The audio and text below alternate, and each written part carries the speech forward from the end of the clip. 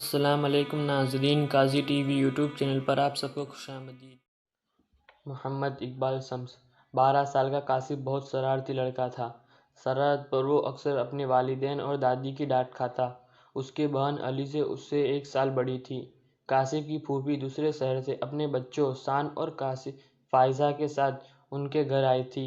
وہ دونوں بہن بھائی کاشف اور علیزہ کے ہم عمر تھے۔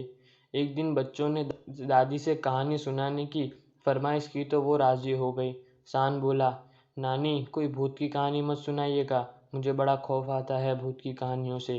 یہ سننا تھا کہ کاشف کے کان کھڑے ہو گئے۔ ایک شرارتی مسکراہٹ اس کے لبوں پر اور آنکھوں میں ایک چمک سی آ گئی۔ علیزہ اسے معنی خیز نظروں سے دیکھنے لگی۔ کہانی ختم ہونے کے بعد علیزہ نے کاشف سے کہا، لگتا ہے تم شان کو بھوت بن کر ڈراؤ گے۔ کاشف منہ پر انگلی رکھتے ہوئے بولا، آہستہ بولو، سچ بڑا مزہ آئے گا۔ رات کو جب وہ سو جائے گا تو میں اسے بھوت بن کر ڈراؤں گا۔ حالت دیکھنے والی ہوگی اس کی۔ رات ہو چکی تھی۔ کاشف اور شان الگ کمرے میں سو رہے تھے۔ شان کے سونے کے بعد کاشف اٹھا اور چپکے سے باہر جا کر اس نے بھوت کا گیٹ اپ اختیار کیا۔ اب اس کے قدم اپنے کمرے کی طرف بڑھنے لگے جہاں شان سو رہا تھا۔ کمرے میں محکم روشنی تھی۔ کاشف آہستہ آہستہ قدم بڑھاتا ہوا شان کی طرف بڑھ رہا تھا۔ اس نے دیکھا شان چادر اوڑھ کر بے خبر سو رہا ہے۔ اس سے پہلے کہ وہ چادر ہٹا کر شان کو ڈراتا، اچانک کسی نے اس کے کندھے پر ہاتھ رکھا۔ کاشف نے جو گھوم کر دیکھا تو اس کی روح فنا ہو گئی۔ علیزہ اور فائزہ دادی جان کے کمرے میں تھیں۔ علیزہ جاگ رہی تھی۔ اسے معلوم تھا کہ کاشف شان کو بھوت بن کر ڈرائے گا۔ ابھی تھوڑی ہی دیر ہوئی تھی کہ اچانک علیزہ کو کاشف کی چیخ سنائی دی۔ اسی دوران فائزہ بھی اٹھ گئی اور مسکرانے لگی۔ اسے دیکھ کر علیزہ کو بڑی حیرت ہوئی۔ تم کیوں مسکرا رہی ہو؟ علیزہ نے پوچھا۔ فائزہ نے علیزہ کے کان میں کچھ کہا جس سے سن کر علیزہ بھی مسکرائی۔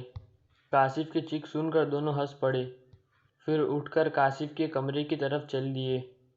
کاشف اپنے سامنے بھوت دیکھ کر تھر تھر کانپ رہا تھا۔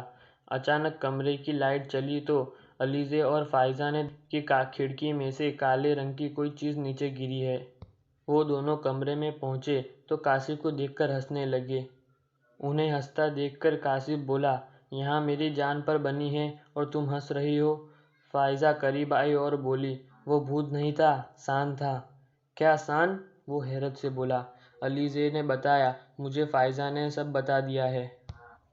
دراصل جب تم شان کو ڈرانے کا منصوبہ بنا رہے تھے، ان دونوں نے سن لیا تھا اور سوچا اس سے پہلے تم شان کو ڈراؤ، الٹا شان تمہیں بھوت بن کر ڈرا دے گا۔ لیکن شان تو سو رہا ہے۔ اس نے حیرت سے کہا، ارے نہیں، یہ تکیے اس طرح رکھے ہوئے ہیں جیسے کوئی سو رہا ہو۔ یہ دیکھو تکیے ہیں۔ یہ کہہ کر فائزہ نے جیسے ہی چادر اٹھائی وہ چیخ پڑی، شان وہاں گہری نیند میں سو رہا تھا۔ چیخ کی آواز سن کر دادی جان بھی بیدار ہو چکی تھی۔ وہ خود سے بولی، ارے یہ بچے کہاں ہیں؟ چیخ کاشف کے کمرے کی طرف سے آئی ہے، کچھ تو گڑبڑ ہے، جا کر دیکھتی ہوں۔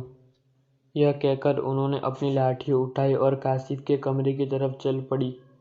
اگر شان سو رہا ہے تو پھر وہ کون تھا جو فوراً ہی غائب ہو گیا؟ علیزہ نے خوفزدہ ہو کر کہا۔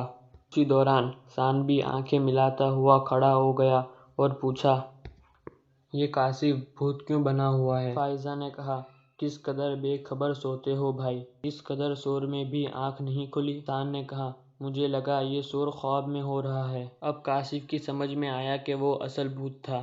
اسی دوران گھر کے باقی لوگ بھی اٹھ کر وہاں پہنچ گئے اور انہیں بھی ساری صورتحال کا علم ہو گیا۔ کاشف کے ابو نے کہا، کہو برخوردار، اب کوئی شرارت کرو گے؟ اصل بھوت تمہاری شرارتوں کا سزا دینے آیا تھا۔ لیکن علیزہ اور فائزہ کے آنے سے وہ غائب ہو گیا۔ اب کوئی شرارت نہ کرنا۔ کاشف اپنے کانوں کو ہاتھ لگا کر بولا، میری توبہ ہے، جو آئندہ میں نے کوئی شرارت کی ہو۔ تم؟